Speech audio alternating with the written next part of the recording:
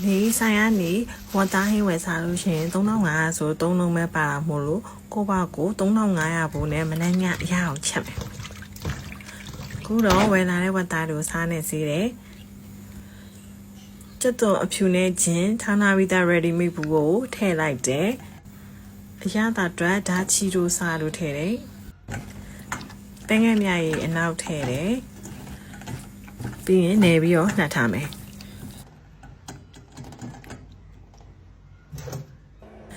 မိပြမှာဆိုလို့အကြိုင်းမနဲ့တော့ပဲနဲ့ချက်မယ်တခြားလေးကိုစီလေးနဲ့ကြော်သလိုလေးလုပ်မယ်